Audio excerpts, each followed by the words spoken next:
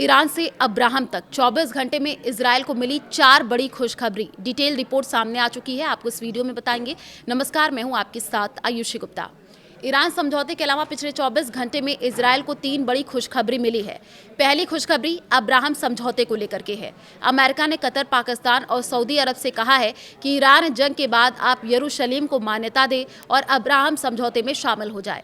दूसरी खुशखबरी सोमालीलैंड से आई है। हाल ही में इजरायल ने सोमालिया के एक इलाके को सोमालीलैंड के रूप में मान्यता दी है। अब सोमालीलैंड यरूशलेम में दूतावास खोलने जा रहा है। तीसरी खुशखबरी तुर्की के पड़ोस में मिली है। साइप्रस के चुनाव में इजरायल समर्थित DYSI पार्टी को बड़ी जीत मिली है। ये पार्टी साइप्रस की धुर दक्षिणपंथी पार्टी है। पार्टी के नेता खुले मंच से इजरायल की नीतियों की तारीफ करते हैं।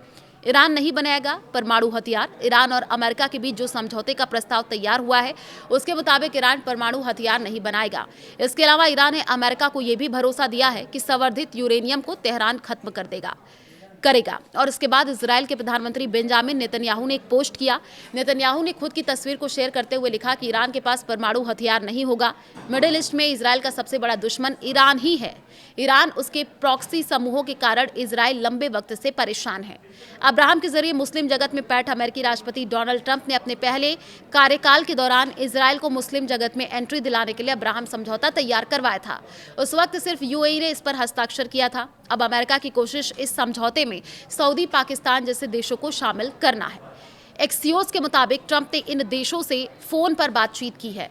ट्रंप ने कहा कि ईरान जंग के बाद इजरायल के साथ सभी आ जाए, इसके लिए अब्राहम समझौते पर हस्ताक्षर जरूरी है। इस बीच इजरायल के यरूशलेम में सोमालीलैंड का दूतावास खोलने की सुगबुगाहट तेज हो गई है। सोमालीलैंड सोमालिया से अलग होकर के बनेगा। इजरायल ने इसे मान्यता दे दी है। हालांकि अरब के कई देश इसका विरोध कर रहे हैं। मिडिल ईस्ट में इजरायल की नज़र सोमालीलैंड और साइप्रस पर है। साइप्रस तुर्की के पड़ोस में स्थित है। इजरायल और तुर्की के बीच 36 के रिश्ते हैं। अब्राहम समझौते को लेकर के अमेरिका को बड़ी पहल। चिया सूत्रों के मुताबिक अमेरिका ने कतर, पाकिस्तान और सऊदी अरब जैसे देशों से अपील की है कि वे ईरान युद्ध के बाद यरूशलेम को मान्यता दे और अब्राहम समझौते में शामिल हो। माना जा रहा है कि अमेरिका मध्य पूर्व में नए राजनीतिक समीकरण तैयार करने की दिशा में तेजी से काम कर रहा है।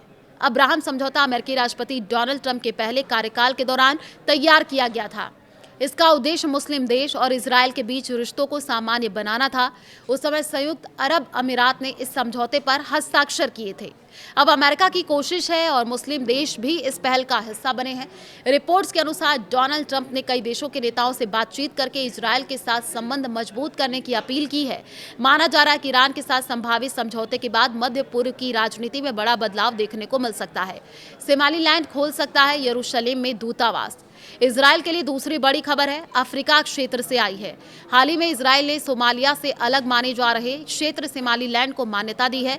इसके बाद अब खबरें हैं कि सोमालीलैंड यरूशलेम में अपना दूतावास खोलने की तैयारी कर रहा है। हालांकि इस कदम का कई अरब देशों ने विरोध किया है, लेकिन इजरायल इसे अपनी बड़ी कूटनीति सफलता के रूप में देख रहा है। माना जा रहा है कि इससे अफ्रीका और मध्य पूर्व क्षेत्र में इजरायल की पकड़ और मजबूत हो सकती है।